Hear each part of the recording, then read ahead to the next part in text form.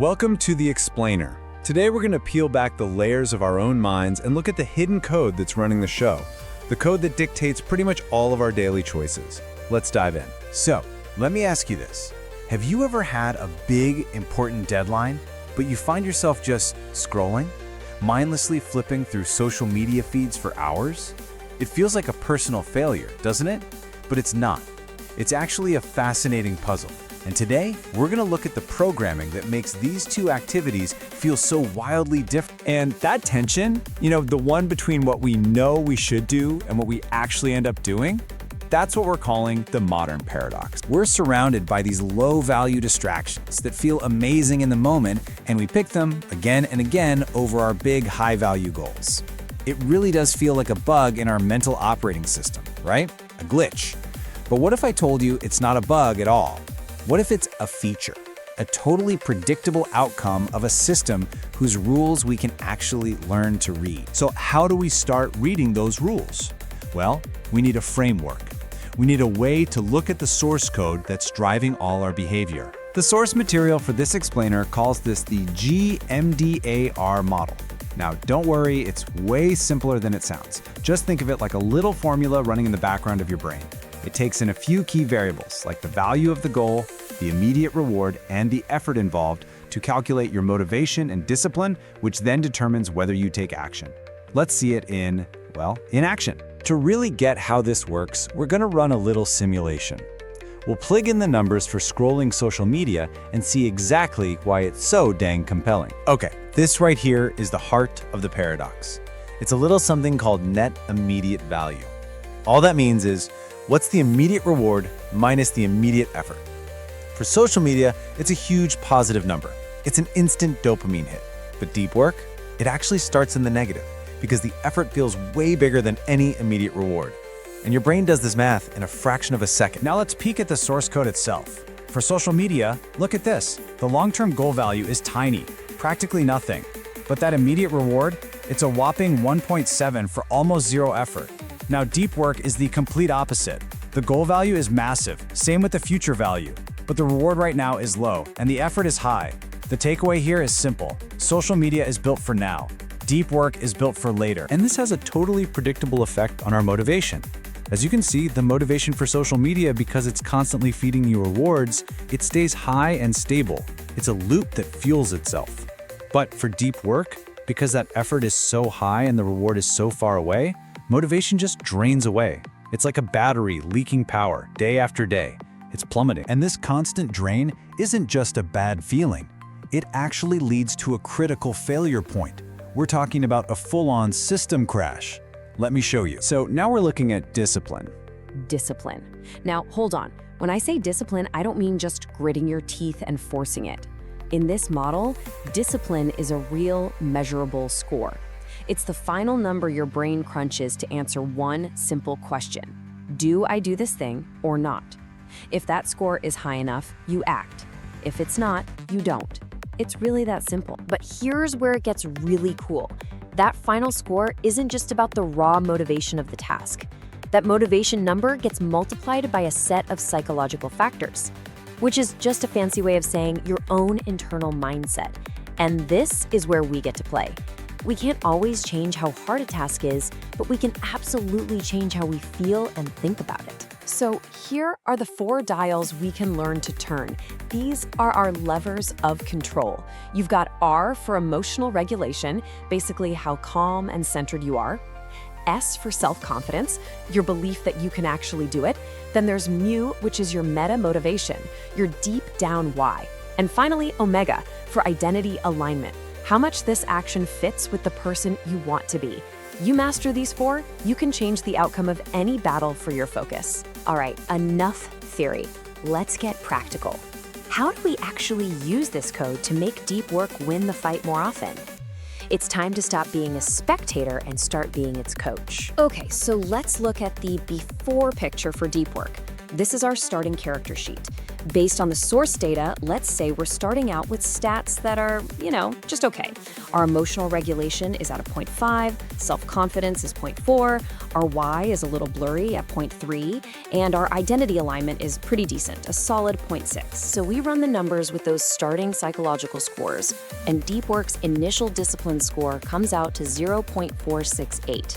Now that's positive, which is good. It means you can push yourself to get started. But here's the catch. That score is fragile. For any tough task, it naturally starts to drop as you get tired or frustrated. Our job is to build that number up so it can take a punch. So how do we train? Here's your 4-step workout plan for focus. First, you can meditate.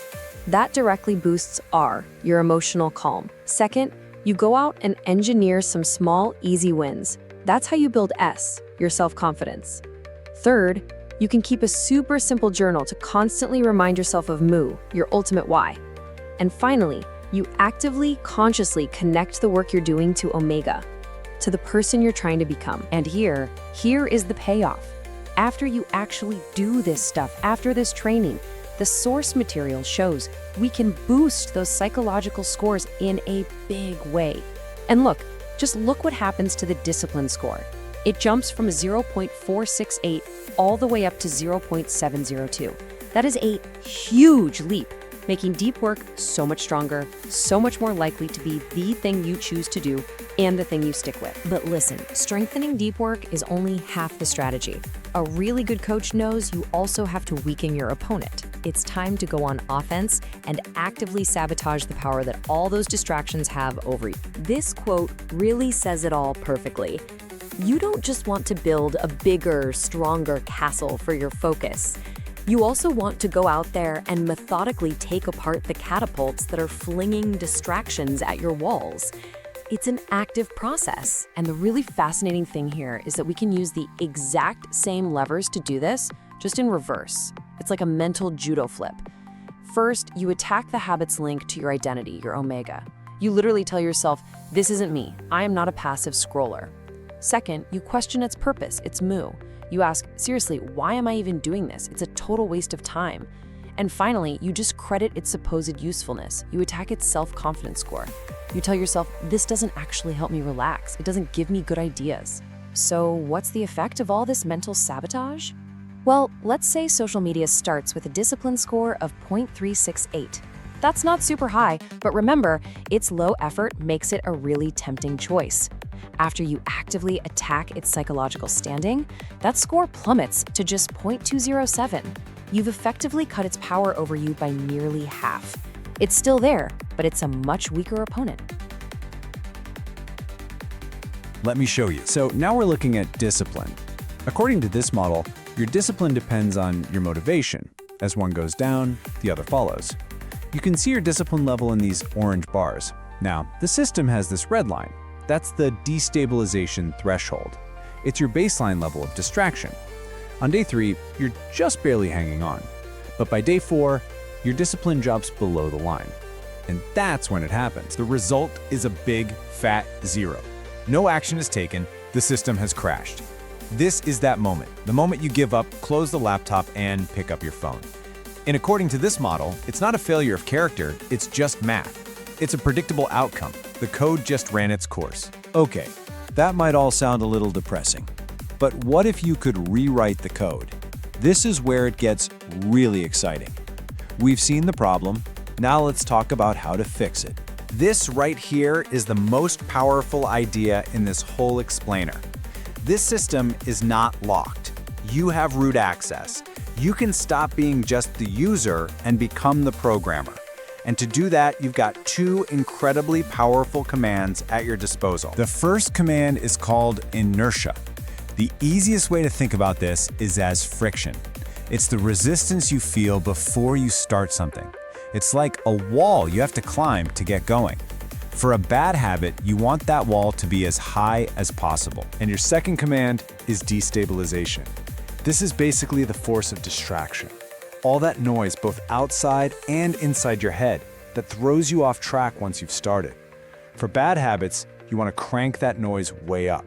For good habits, you want to find the mute button. All right, programmer, let's put this to work. How do we debug that social media habit? Simple. We run 3 commands. We're going to increase the effort, increase the inertia to get started, and increase the destabilization that might knock us out of it. So how do you actually increase that starting inertia? You just add friction, little roadblocks. Log out of the app every single time, so you have to re-enter your password. Better yet, delete the app and force yourself to use the clunky website on your phone's browser. Use a site blocker that makes you wait, say 30 seconds before the page loads. These little things build that wall higher and higher. Now for the really fun part. Let's reinforce the good stuff. For deep work, we do the exact opposite. We want to jack up the immediate reward, slash the perceived effort, and, most importantly, tear down that wall of inertia so it's ridiculously easy to start. So, how do we make hard work feel more rewarding right now? You gamify it. The Pomodoro technique is perfect for this. Or track your progress on a chart you can see. Create a little ritual. Maybe it's a specific playlist that tells your brain, okay, it's focus time. And then actually give yourself a small reward when you're done. You're literally hacking your own reward system to make the process feel good. So, let's pull all this together into a final blueprint you can use to design your own day. If you take one thing away from this, let it be this. Your focus is not a test of your willpower. It's not a moral failing, it's a design problem. And as soon as you see it as a design problem, you realize you're the one holding the blueprints. You can adjust the variables. You can control the outcome. So I'll leave you with this thought. Your habits are not your destiny. They are a design, a system with inputs and outputs that you have the power to change. And the best part? You are the designer.